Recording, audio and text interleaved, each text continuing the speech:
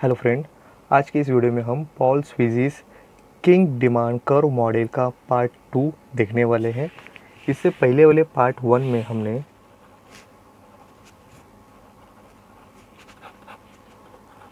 हमने देखा introductions, conditions,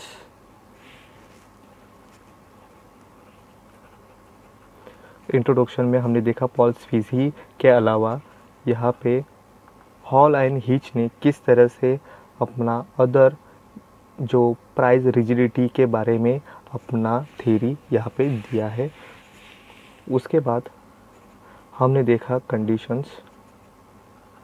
यहाँ पे दो तरह का कंडीशन होता है, एक होता है प्राइस वॉर और दूसरा होता है प्राइस रिजिडिटी। और हमने पार्ट 1 में थर्ड उसमें उसके अजम्पशन देखे।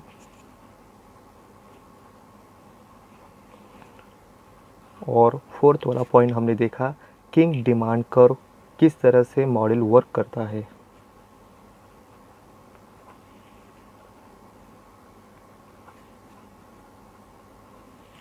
जो हमने डायग्राम के साथ उसे एक्सप्लेन किया था।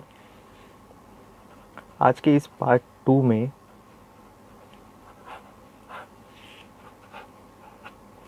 हम देखेंगे change in cost and price rigidity और change in demand and price rigidity. उसी के साथ हम इस पार्ट 2 में जो पॉल स्वीजी के मॉडल पे किस तरह से क्रिटिक्स किया गया, ये 3 पॉइंट हम देखने वाले हैं। फर्स्ट पॉइंट है changes in cost and price rigidity. Second, changes in demand and price rigidity. और थर्ड, यही पार्ट 2 में हम देखेंगे क्रिटिसिज्म। इस तरह से हम इस टॉपिक को पार्ट 1 और पार्ट 2 के साथ कवर किया है।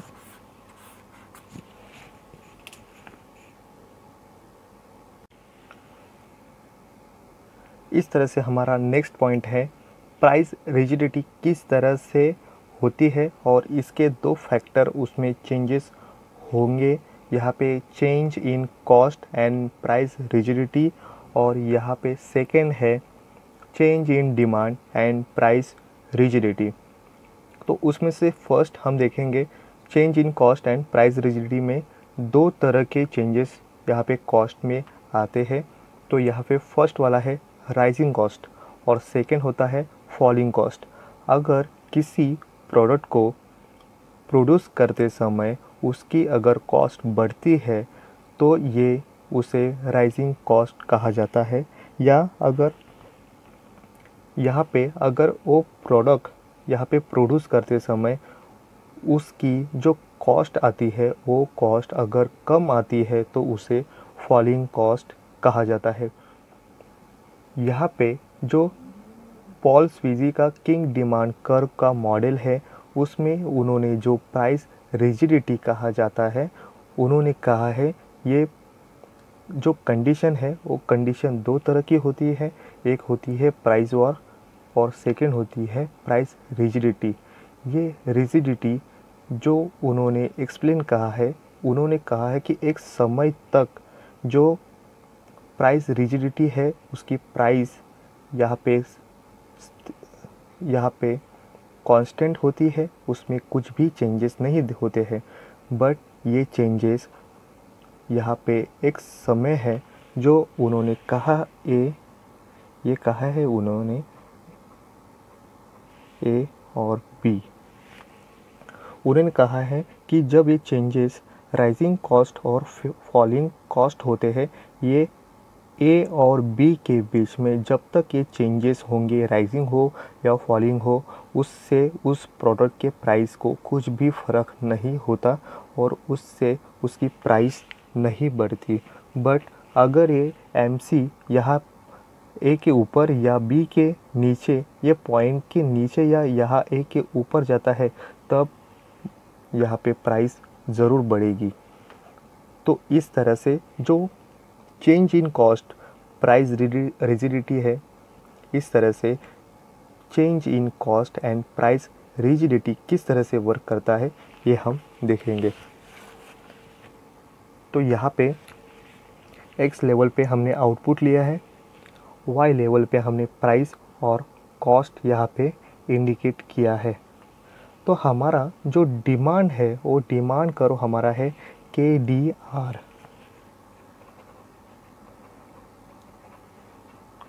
डिमांड कर्व है वो हमारा KDR है।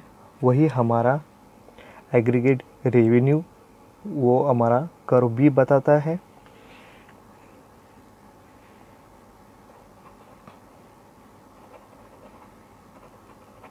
हमारा AR और डिमांड कर्व हमारा KDR, ये दोनों भी एक ही बताएंगे।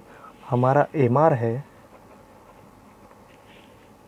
KABMR, KABMR वही हमारा MR कर्व है। जो यहाँ पे रूल्स है, जो रूल्स ये बताता है कि MR को MC ने नीचे से आके ऊपर तक जाते हुए ऐसे कंडीशन में यहाँ पे इंटरसेक्ट करना होगा। तो ये हमारा MR और MC यहाँ पे MC यहाँ पे हमारी फर्स्ट कंडीशन या हमारा फर्स्ट रूल्स यहाँ पे कंप्लीट होता है। तो यहाँ पे हमें मिलता है E पॉइंट, जो इक्विलिब्रियम हमें कहता है। ये हमें बताता है हमारा OM आउटपुट और हमारा OP प्राइस या हमारा कॉस्ट।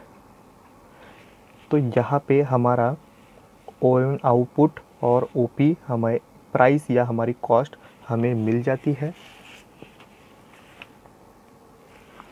अगर हम समझे कि हम E ये कंडीशन में है और हमारा जो राइजिंग कॉस्ट है वो बढ़ता है, तो हमारा ये कॉस्ट बढ़ेगा।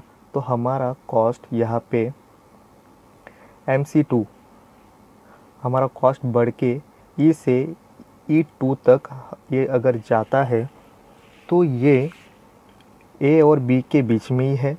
जो हमारा E के ऊपर अगर जाएगा तो ये बिलोंग करेगा A और B के अंडर ही वर्क करेगा। तो यहाँ पे जो प्रोडक्ट की प्राइस है उस पर कुछ भी इफ़ेक्ट नहीं हो रहा है। अगर उसके अपोजिट हम समझ ले, हम E पॉइंट पे है और हमारा जो फॉलिंग कॉस्ट अगर घटता है और ये E से E1 तक जाता है, तो ये भी A और B के बीच में ही इर्द-गिर्द घूमता है। तो इससे भी हमारे प्रोडक्ट की प्राइस पे कुछ भी असर नहीं देगा। जो A और B के बीच में ही है, अगर B के भी नीचे अगर यहाँ कहीं अगर आएगा तो ज़रूर ही यहाँ पे प्राइस पे और कॉस्ट पे यहाँ पे दिक्कत देगा और यहाँ पे डिफरेंस क्रिएट करेगा। बट जो A और B के बीच में है, ये इक्विलिब्रियम कंडीशन बताएगा, जिससे प्राइस पे कुछ भी असर नहीं देगा। तो हमारा जो राइजिंग कॉस्ट है, और राइजिंग कॉस्ट हमें बताता है MR MC2 is equal E2, और हमारा फॉलिंग कॉस्ट है वो बताता है MR is equal MC1 is equal E1। जो दोनों भी A और B के बीच में ही है, तो यहाँ पे उस प्रोडक्ट के प्राइस को कुछ भी इफ़ेक्ट नहीं होगा। और जो प्राइस रिजिडिटी है वो यहाँ पे कांस्टेंट रहेगी। इस तरह से हमारा जो प्राइस रिजिडिटी है उसका सेकेंड पॉइंट है, वो कहता है change in demand and price rigidity. इसमें दो टाइप होंगे, एक होगा इंक्रीज इन डिमांड और सेकेंड होगा फॉलिंग इन डिमांड। ये पॉइंट हमें ये कहता है कि अगर किसी वजह से डिमांड में चेंज आता है और ये चेंज यहाँ पे डिमांड बढ़ेगी या ये डिमांड घटेगी, उससे भी यहाँ पे प्राइस के जो आउटपुट का जो प्राइस है उसमें कुछ भी या किसी भी तरह का यहाँ पे चेंज हमें नहीं दिखाई देगा।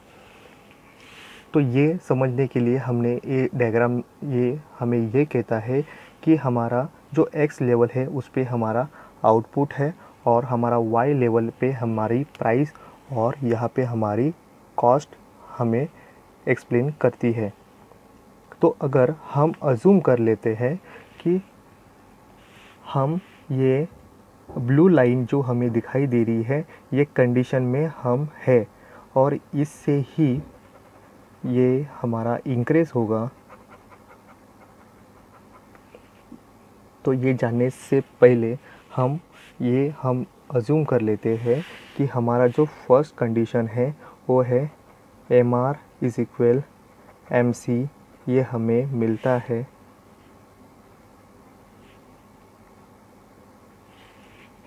ई पॉइंट पे। जो हमारा फर्स्ट जो हमारा रूल्स है या हमें जो फर्स्ट क्राइटेरिया दिया गया है वो हमें यहाँ पे कवर होता है और वही से हमारी फर्स्ट कंडीशन जो ब्लू वाली लाइन है उसका यहाँ पे MC और MR यहाँ पे E में हमें ये हमारा फर्स्ट रूल्स कंप्लीट होता है। और दूसरा जो हमारा MR है वो हमारा MR ये कहता है KABMR,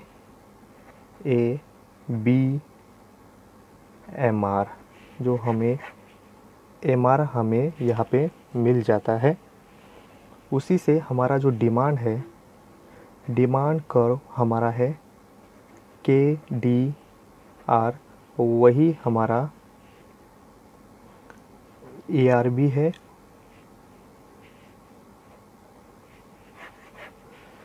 यहाँ पे ये क्लियर होने के बाद हमें ये कहना है जो A और B के बीच में जो MR गया है वो MR A B के बीच में, A और B के बीच में कहीं भी अगर आता है तो ये एग्जिस्ट कर सकता है और जो डिमांड में चेंज आएगा तो इसमें इंक्रीज और फॉलिंग यहाँ पे एडजस्ट हो जाएगा। अगर इन केस ये हमारी फर्स्ट ये हमें एक्सप्लेन करता है, अगर हम B में जाए तो B हमें ये कहता है यही कंडीशन अगर इंक्रीज होती है तो इंक्रीज होने के साथ साथ हमारा आउटपुट ये M से M0 तक जाता है बट हमारी प्राइस उतनी ही रहती है। तो आगे जाने के साथ साथ जो हमारा MR और MC ये जो कंडीशन है, हमारा MR जो है MR0 इज इक्वल MC, जो हमें E2 यहाँ पे जो E2 पॉइंट हमें दिया है E2 पे हमें मिल जाता है। तो हमें ये फर्स्ट हमारी कंडीशन कंप्लीट हो जाती है। तो हमें जो MR मिलता है यह हमारा MR0 ये हमें मिलता है K0 A0 B0 और MR0। इस तरह से जो K0 A0 B0 और MR0, इस तरह से हमारा MR0 ये हमारा इंक्रीजिंग वाला डिमांड कर्व का MR हमें मिलता है। और वहीं पे जो MC यहाँ पे E2 पे यहाँ पे इंटरसेक्ट करती है, वही यहाँ पे जो आउटपुट है वो OM0 यहाँ पे मिलता है और प्राइस हमें मिलती है वही ओपी। यहाँ पे कुछ भी या किसी तरह का चेंजेस हमें नहीं मिलता। और जो हमारा डिमांड कर्व है वो हमें मिलता है KO DORO, KODORO वही हमारा AR है या ARO, जो हमारा इंक्रीजिंग वाला डिमांड वाला है उससे हमें ये मिलता है। तो हमारा ये B जो हमें इंडिकेट करता है इंक्रीजिंग इन डिमांड। ये सपोज़ हम कर ले कि हम फर्स्ट कंडीशन KODOARO इसके कंडीशन में है और हमारा जो फॉलिंग है वो घट रहा है। तो ये घटने की साथ साथ ये हमें एक्सप्लेन करता है। तो ये MRO यहाँ पे MR की तरह या MR1 की तरह जाएगा।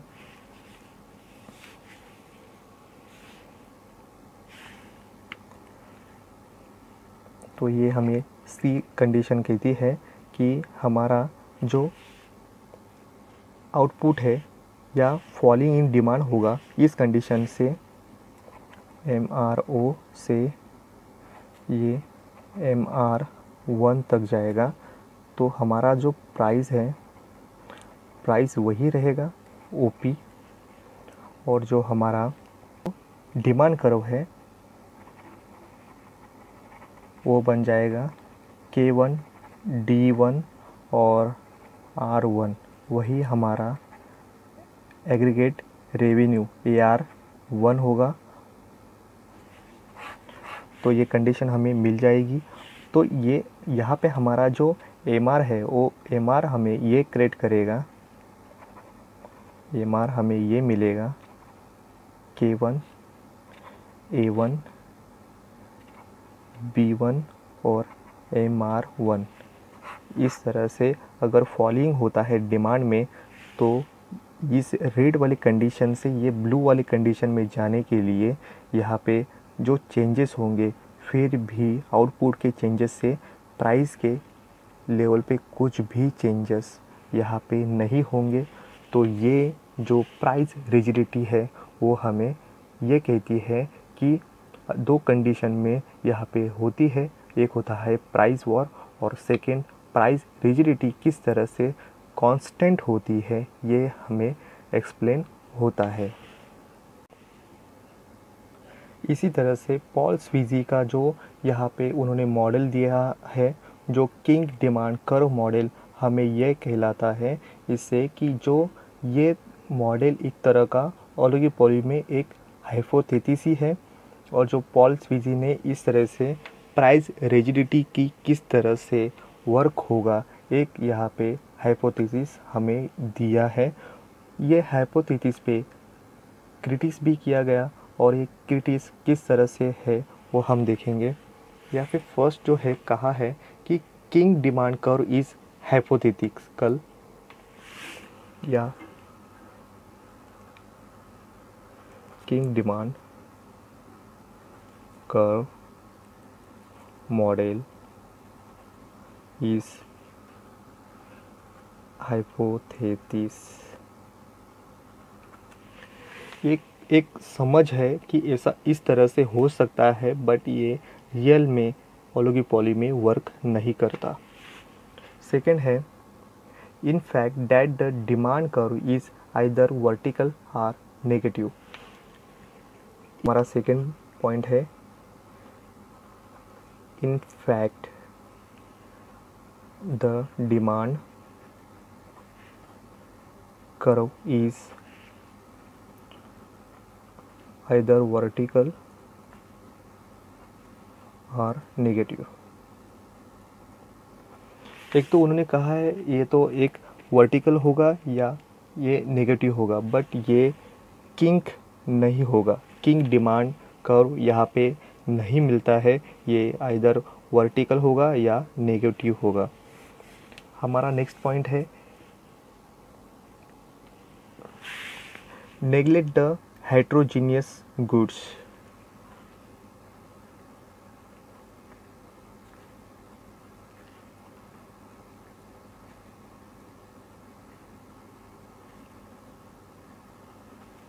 यहाँ पे अजम्पशन पे ये लिया गया है, पॉल स्वीजी ने कहा है जितने भी प्रोडक्ट है ये सब एक दूसरे को ऑप्शन है या ये एक दूसरे से होमोजीनियस है, बट यहाँ पे निगलेक्ट किया गया है जो ओलिगोपोली मार्केट में हेट्रोजीनियस गुड्स भी यहाँ पे सेलर यहाँ पे सेल करते हैं। नेक्स्ट हमारा पॉइंट है, यहाँ पे डिटरमिन नहीं किया गया है कि किस तरह से ये प्राइस डिटरमिन होता है।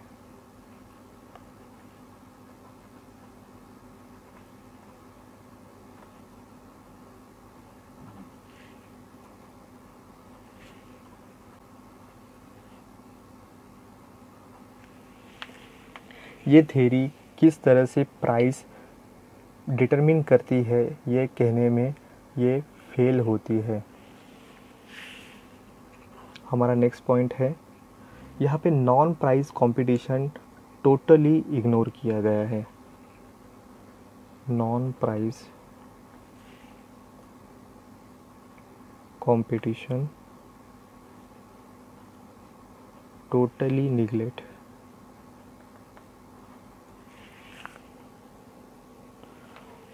हमारा नेक्स्ट पॉइंट है, अकॉर्डिंग टू स्टिगलर हमें ये कहते हैं जो प्राइस स्टेबिलिटी है या रिजिडिटी है ये सिर्फ ओलिगोपोली मार्केट में ही दिखाई देती है, जो किंग डिमांड कर्व में नहीं दिखाई देती है।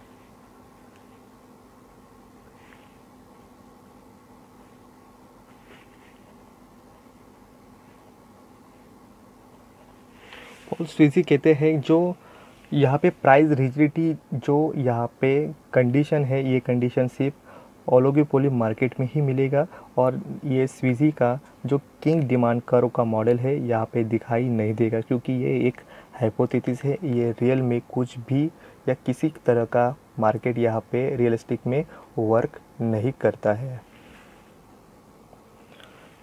इस तरह से आज का ये टॉपिक जो Paul Sweezy's kinked demand curve model का था, ये हमने 2 पार्ट में इसे एक्सप्लेन किया है। आज की वीडियो में बस इतना ही। Thank you.